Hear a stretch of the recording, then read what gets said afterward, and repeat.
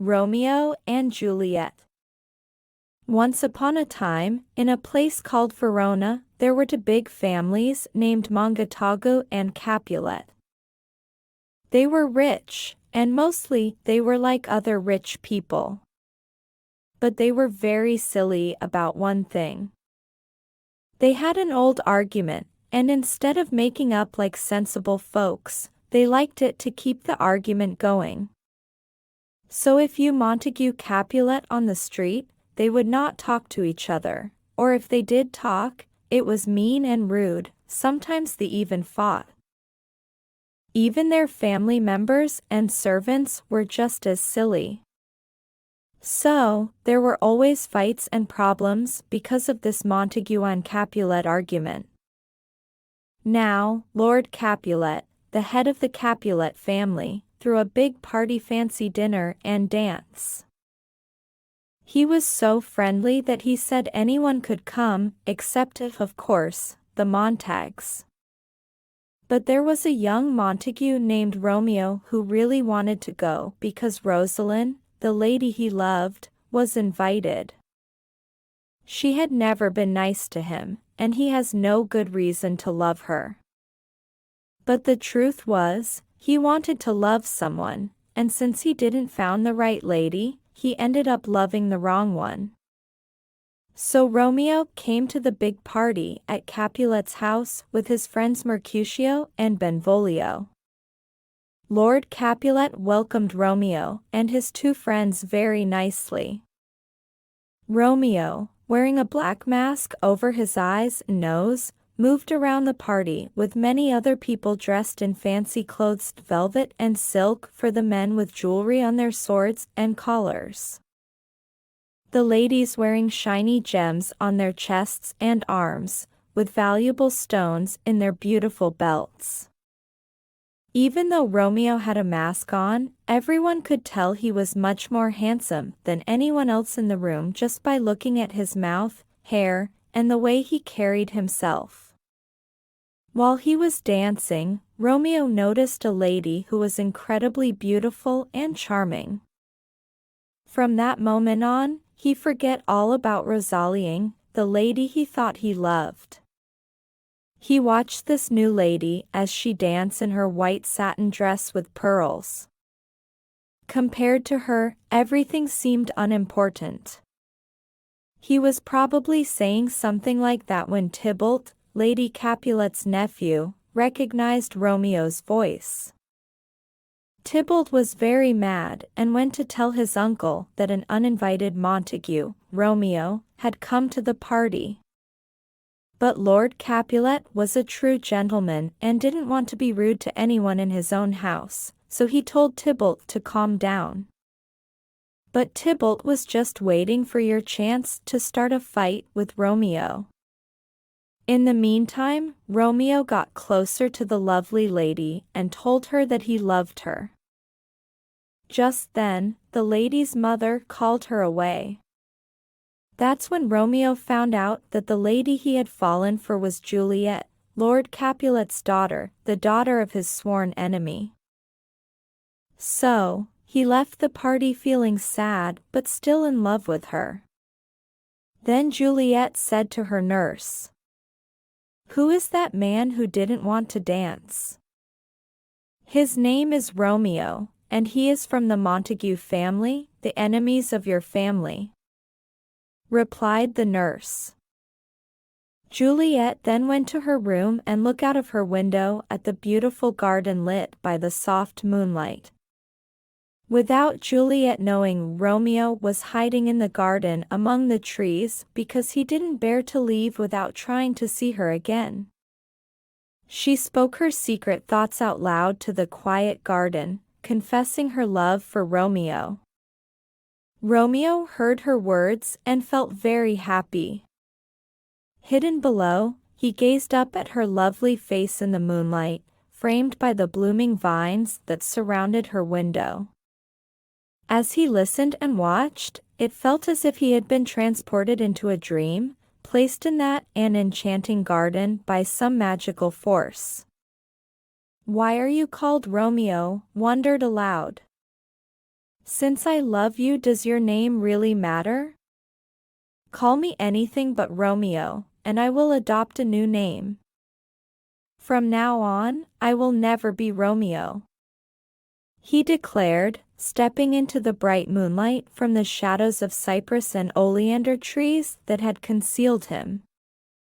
At first, Juliet was frightened, but when she realized it was Romeo and not a stranger, she was filled with joy. He stood in the garden below, and she leaned out of the window, and they talked for a long time, each trying to find the sweetest words in the world to express the feelings, just like lovers do.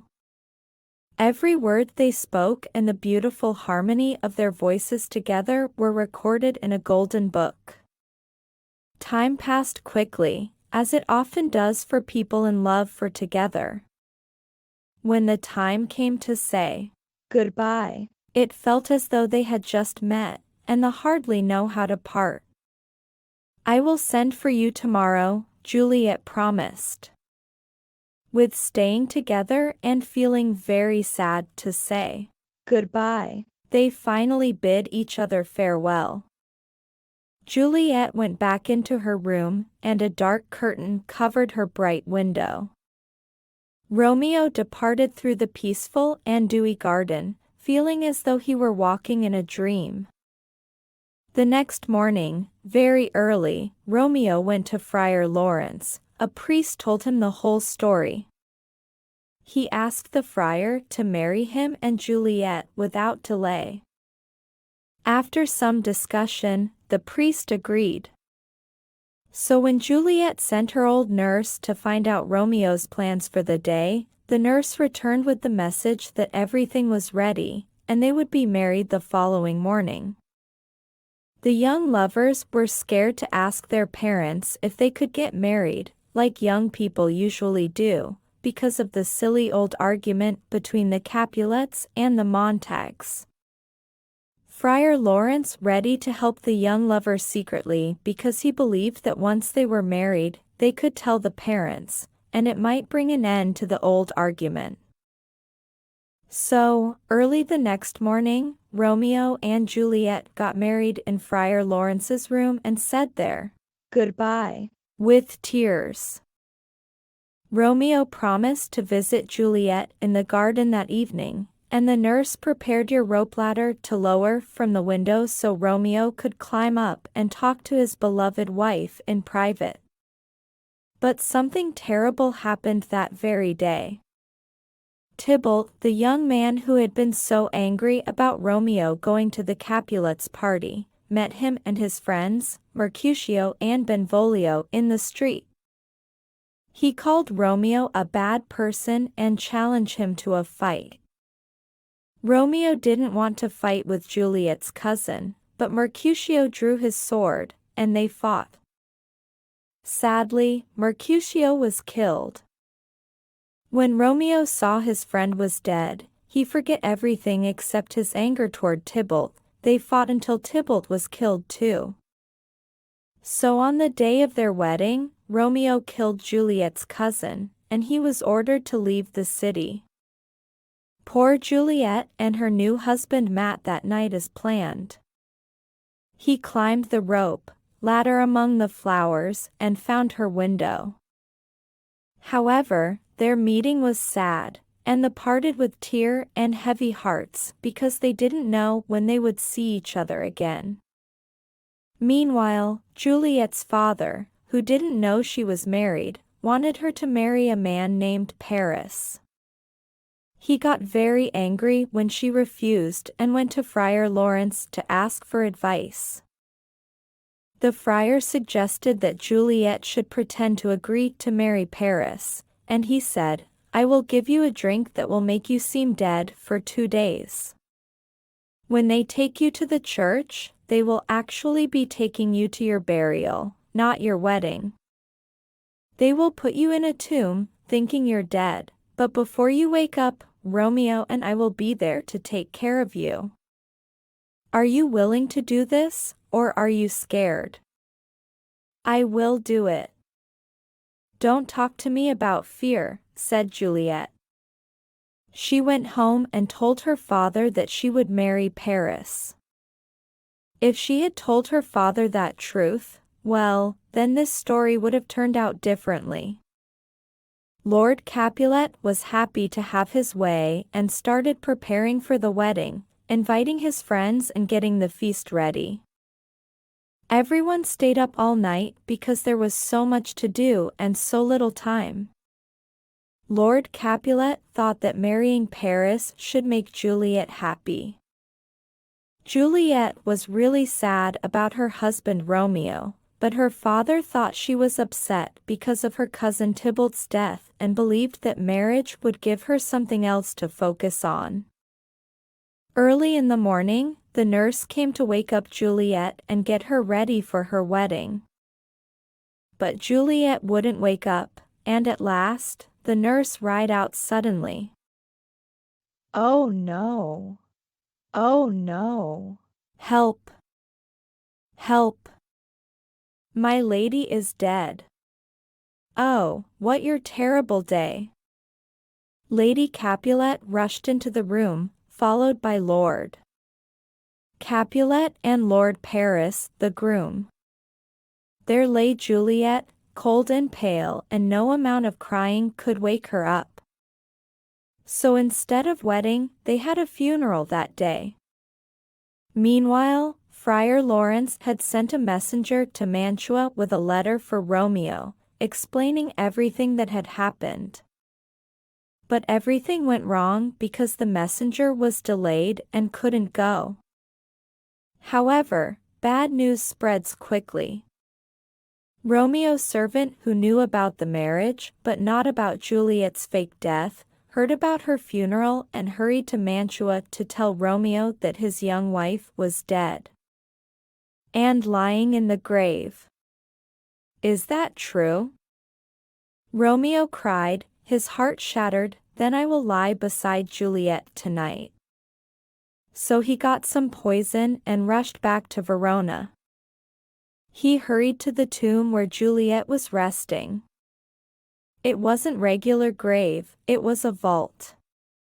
He broke open the door and was about to descend the stone steps leading to the vault, where all the deceased Capulets were laid, when he heard a voice behind him telling him to stop.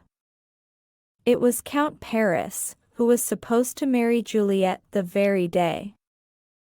"How dare you come here and disturb the deceased Capulets, you awful Montague?" Paris exclaimed. Poor Romeo, overwhelmed, made with grief, tried to respond calmly. "You were warned," said Paris, "that if you returned to Verona, you would die." "I must indeed," replied Romeo. "I came here for no other reason. Please, kind young man, leave me alone." "Oh, go away before I harm you. I care for you more than I care for myself. Go away and leave me here." Then Paris said, "I challenge you, and I arrest you as a criminal," and in his anger and sadness, Romeo drew out his sword. They fought, and Paris was killed. As Romeo's sword struck him, Paris cried out, "I am killed. If you have any kindness, open the tomb and place me next to Juliet." Romeo replied, "I promise I will." He carried the lifeless man into the tomb and laid him next to his beloved Juliet. Then he knelt beside Juliet, held her in his arms, and kissed her cold forehead, believing she was asleep. All the while, Juliet was slowly approaching the moment of an awakening. Romeo then drank the poison and passed away beside his beloved wife. Friar Lawrence arrived when it was too late and saw the tragic scene. Just as he understood what had happened, Juliet woke up from her sleep to find her husband and friend both lifeless beside her. Then noise of the fight and attracted others to the location, and upon hearing them approaching, Friar Lawrence fled, leaving Juliet alone. She saw the cup that had held the poison and understood how everything had unfolded. Since there was no poison left for her, she took Romeo's dagger and stabbed herself in the heart. Falling with her head in Romeo's chest, she breathed her last. And so, the tale of these devoted yet sorrowful lovers comes to an end. When the older folks learned from Friar Lawrence about all that had happened, they grieved deeply. Seeing the terrible consequences of their senseless fight, they regretted their actions. Over the bodies of their diseased children, they finally reconciled, clasping hands in friendship and forgiveness. The end. If you enjoy our content, please like, share, and subscribe for more videos. Your support means the world to us. Thank you.